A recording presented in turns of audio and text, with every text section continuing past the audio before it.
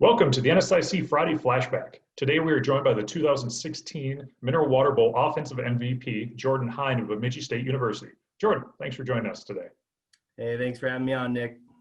All right, we go back to the year 2016. Bemidji State goes 8-3 during the regular season, 3 losses by a combined 9 points. 2 of them are 1-point losses. So a great regular season by the Beavers. They earn a bid to the 51st Mineral Water Bowl to take on Washburn University. Tell us what you remember about that 2016 regular season for the Beavers and what it meant to earn the school's second ever Mineral Water Bowl bid. Yeah, 2016 was a great year for Beaver football. I think looking back, had a great group of guys to play with. We felt like in those 3 losses, we let a couple of them slip away. We thought we were a playoff caliber team. Unfortunately, we didn't take care of business, so earned a bid to the Water Bowl. So it's pretty cool to, get our first win in school history in a postseason game. The Mineral Water Bowl and the quarterback club of Excelsior Springs really threw out the red carpet for teams. What do you remember about leading up to the game, the days prior to it? Well, I remember first off, the bus ride wasn't too fun from Bemidji. It was a long bus ride, but it was great once we got there. The people took care of us. What was pretty cool about the Elms Hotel was learning about the history of it, all the famous people that have been there before. They had a pretty cool pool in the basement. But the highlight for me was definitely the Southern barbecue. I mean, we heard a lot about it, and it definitely lived up to the hype. So that was probably my favorite thing about going down there. Yep, the Wabash barbecue. I bring home some of the dry rub, some of the sauce. I'm running low on it. Usually I'm making a trip down this weekend, so might have to have some of the guys down there ship some back up. Hey, no doubt. We'd love it up here. Yeah, very, very good barbecue down there. So obviously they fed you well. I remember that from our trips down there. Game day, you lucked out. They've had good weather. They've had bad weather. You guys had pretty good weather, being about high 40s, a little bit of wind. What did Coach Bolte tell you guys and the team going into that game? Yeah, the weather was great for us, being an offensive guy, so no complaints there.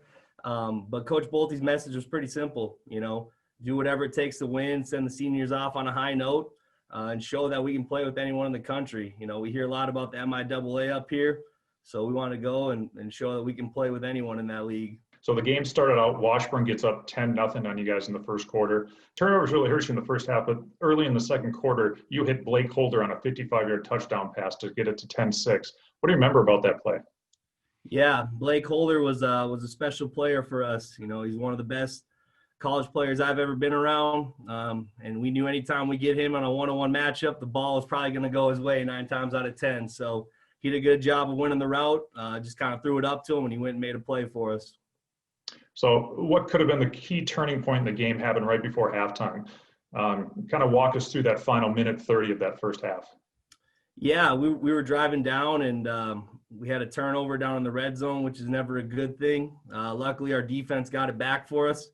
And then I remember a couple plays in, I took off scrambling and thought I was going to score, ended up tripping on my own feet. Got short of the end zone, but then we ended up punching in a couple plays later, so it was good. So 13-10 at half. You start the second half with Washburn getting a field goal, but you guys respond again.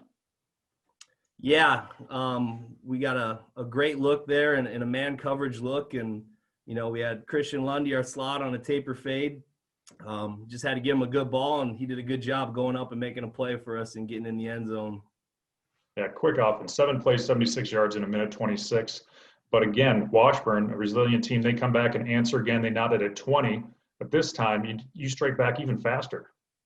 Yeah, that was the nice thing about our offense is, we had the ability to score and score quick, having weapons all over, a stable of backs, and a great O-line. And it was actually a great play call by Coach Bagnell. It was a switch vertical concept by our 2 and 3 slots, and we had a play action to freeze the backside safety, and Brad Birchfield did a good job occupying that front side safety, and Jawan Richard used his speed and took the top off the defense for us. So it was a great play call, and we ended up executing it. Yeah, 1 play, 50 yards, so quick strike offense. From there, the Gang Green defense really stepped up, allowing just a field goal at the start of that fourth quarter.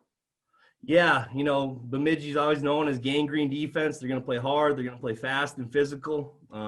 some key guys we had in the defensive core. In the secondary was Damon Benham and Gunnar Olszewski, both All-Americans. Obviously, Gunner's in the NFL with the Patriots right now. Our linebacking core was led by Tristan Ross in the middle, and then we had some good guys in the D-line, Alex Burgess, Jamison Evans, couple, multi-all-conference type kids. So they did a good job forcing turnovers all year and getting the ball back to us. BSU was able to grind it out. Final score, Bemidji State 36, Washburn 23. It was the first ever postseason win for Bemidji State. What did it mean to be part of that win? Yeah, it was special. Once the clock struck zero and we were the winners, it was great. We were relieved and pretty excited. It was good to send the seniors out on a high note. So give us an update on what you're up to right now. Yeah, so I'm actually coaching the wide receivers at Bemidji State, going into my third year. So it's been a lot of fun. All right, excellent. And finally, what advice would you give to any current student athletes from your experience playing in the league and now being a coach in the league?